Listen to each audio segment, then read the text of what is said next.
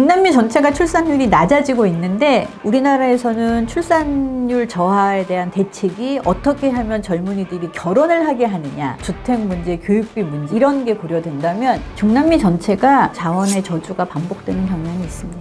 미국 사람으로 살고 있는 그들은 불법으로 넘어오는 이민자들을 반길 리 없죠. 이 불법 이민자들이 건너와서 값싼 노동력의 일자리를 빼앗아가는 걸 두려워하죠. 그렇기 때문에 굉장히 혼돈의 시기가 갈 거라는 생각은 해요.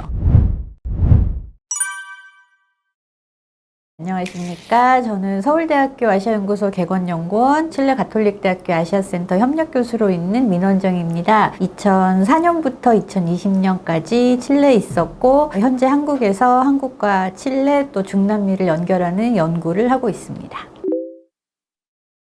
칠레는 나라 길이가 4,300km가 좀 넘죠. 폭은 평균을 내면 200km가 좀 안 되게 좁지만 세계에서 가장 긴 나라라고 할 수 있습니다.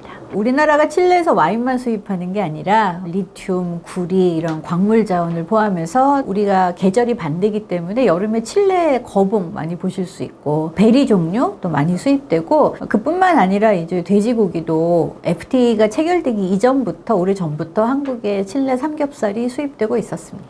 칠레는 나라가 긴 만큼 북쪽에는 광어, 또 중부 지역이 그 유명한 와인. 그래서 칠레 중부 지역을 여행하시면 정말 수천 개의 와이너리가 있어요. 하루에도 수백 종류의 와인이 새로 나옵니다. 또 남쪽으로 내려가면 이제 목초지, 그 유명한 파타고니아 지역. 그리고 더 내려가면 이제 남극. 칠레의 공식적인 영토는 아니지만 영역 안에 있고. 그래서 정말 다양한 산업이 존재하죠. 광업부터 목축업, 낙농업, 해양자원, 육해공산업이 다 있는 곳입니다.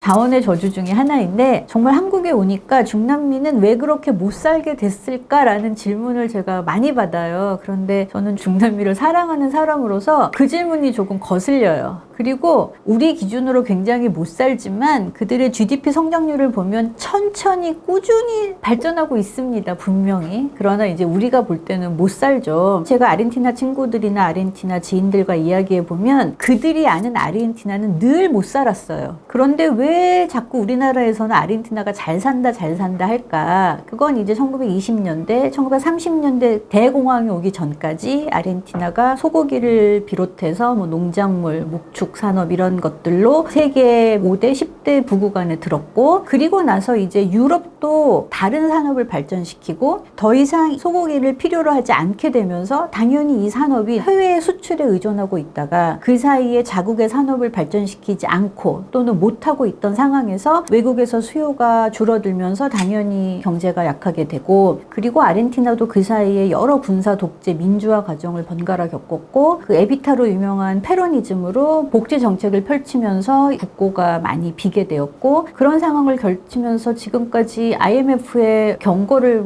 가장 많이 받은 나라 그러나 중간중간 또 배짱을 부리기도 해요. 우리가 먼저 디폴트 선언한다. 우리가 도저히 갚을 능력이 없는데 어떡하란 말이냐. 이런 과정을 겪으면서 못 살게 됐죠. 중남미 전체가 자국에서 제조업을 발전시키지 못했기 때문에 결국 계속해서 자원의 저주가 반복되는 경향이 있습니다.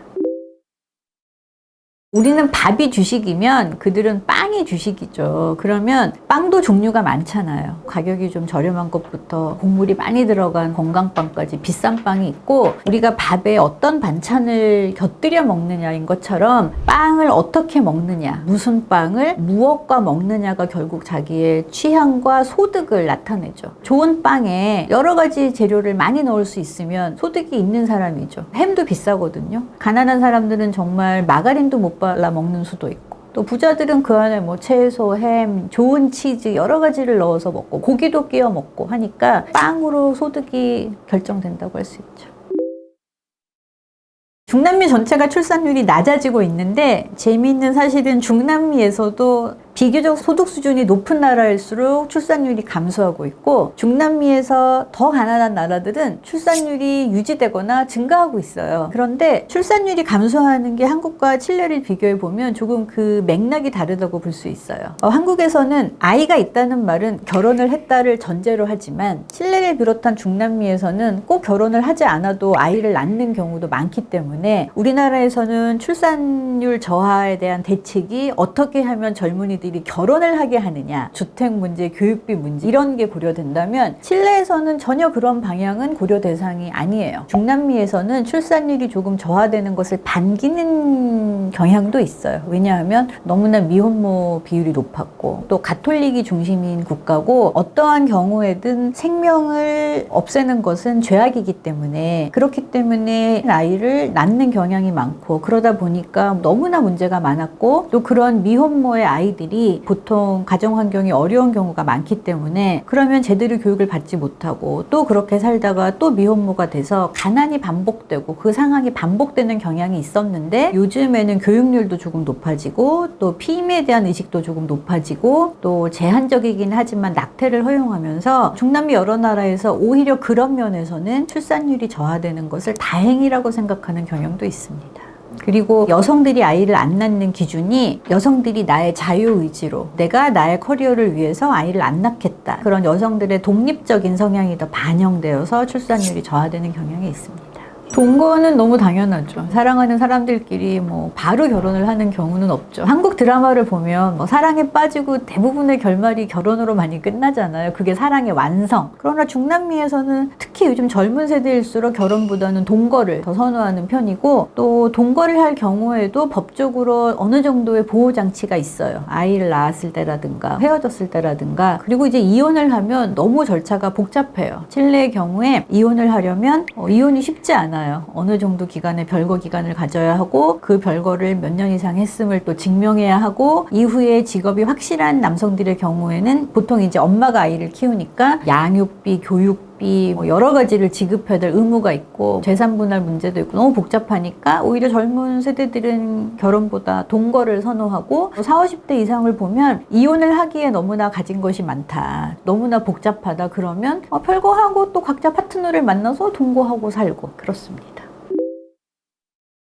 우리가 너무 중남미를 하나로 보기 때문에 생각할 수 있는 오해나 편견이라고 할 수 있을 것 같아요. 왜냐하면 이 미국에 사는 히스패닉 혹은 미국 사람들이 부르는 라티노를 한 부류가 아니거든요. 원래 그 미국의 뭐 캘리포니아나 텍사스나 이 서남부 지역은 그 예전에 멕시코 땅이었고 미국과 멕시코 전쟁을 통해서 미국 영토가 되었기 때문에 애초에 그렇게 남아있던 사람들이 있고 그 이후에도 중남미가 독립을 하면서 건너간 사람들이 있고 불법 이민 행렬이 있고 그들은 다 다르죠. 그러나 오래전부터 미국에 있던 사람들은 미국인이죠. 실제로 그 히스패닉 인구가 미국 인구의 20% 가까이 되고 투표권자는 거의 30%에 가까운데 또 계속 증가 추세에 있는데 물론 이제 그들이 스페인어 방송도 있고 히스패닉 단체로 어떤 동질감은 있지만 중남미가 얼마나 넓은가 33개국 이상이 있잖아요. 그렇기 때문에 그들은 하나가 아니고 또 인구 조사를 할 때 당신을 히스패닉이라고 생각하는가? 라는 서베이가 있는데 그게 부모가 히스패닉이면 히스패닉이다 이런 게 아니라 너는 너를 어떻게 정의하는가예요. 그럴 때 이제 통계를 보면 1세대, 2세대, 3세대, 4세대 내려갈수록 자기 정체성을 히스패닉이라고 정의하는 히스패닉이 줄어들고 있죠. 그 격차가 굉장히 컸어요. 그러니까 MZ세대들의 생각은 다르다는 거죠. 그리고 이미 미국에 정착해서 미국 사람으로 살고 있는 그들은 불법으로 넘어오는 이민자들을 반길 리 없죠. 이 불법 이민자들이 건너와서 값싼 노동력의 일자리를 빼앗아가는 걸 두려워하죠. 그렇기 때문에 저는 어느 정도는 예상을 했었습니다.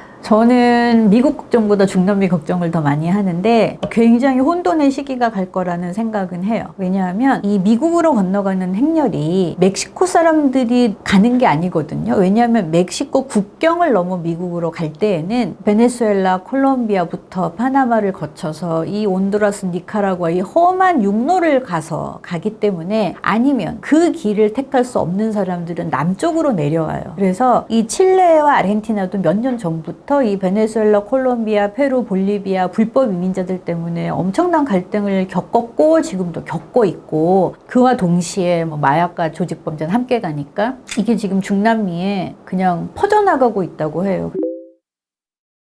오히려 중남미 사람들은 이 마약이 예전에 아편 전쟁을 통해서 들어갔다 이런 사람들도 있어요. 18세기에 필리핀을 통해서 중국인 노동자들이 건너가면서 아편이 건너갔다는 설도 있고, 그러나 정작 이 중미에서 마약을 소비한다기보다 이 생산되는 마약이 대부분 미국이나 유럽으로 수출이 되죠. 우리가 흔히 생각하는 좀비 같은 마약 중독자는 중남미에서 거의 볼 수 없어요. 그들은 마약 생산하는 농장에서 일을 하느라고 마약을 사서 피울 것도 안 될 거예요. 그리고 우리가 생각하는 것처럼 중남미 전체가 마약 천국도 마약 왕국도 아니에요. 주로 우리가 아는 그 지역은 멕시코, 뭐 베네수엘라, 콜롬비아 이런 지역인데, 이제 그 중남미 마약 역사를 보면 미국에서 시작을 했죠. 값싸게, 또 치료약으로. 처음에는 치료 목적이었잖아요. 그러니까 값싼 노동력으로, 또 중미 땅이 마약을 재배하기에도 토양 조건이 좋았기 때문에 그렇게 재배를 시작해서 이제 수출을 하고, 그러다 보니까 남용하는 경우가 생기고 마약 재배를 여러 문제로 금지하기 시작하니까, 자, 그래서 멕시코에 마약을 근절시키겠다, 뭐 군대도 보내고 여러 방법을 썼더니 이 마약 범죄 조직 집단이 풍 튀어서 콜롬비아로 갔죠. 그걸 풍선 효과라고 한다고 합니다. 오히려 여기를 금지시키면 퐁퐁퐁퐁 튀어서 오히려 옆 나라로 번지게 되고, 또 카리브해를 통한 마약 재배와 수출은 뭐 파악조차 불가능하고 수천 수만 개의 섬이 있기 때문에 요즘에는 이 불법 이민자들이 남미를 전체를 이제 지금 다니기 시작하면서 풍선 효과가 아닌 바퀴벌레 효과라고 해요. 바퀴벌레 왜 한번 잘못 죽이면 막 알을 까서 번지듯이, 그래서 칠레나 아르헨티나는 마약과 관련된 뉴스가 없었거든요. 요 몇 년 사이에 베네수엘라 범죄 집단, 뭐 검거 이런 뉴스가 나요. 바퀴벌레 현상처럼 지금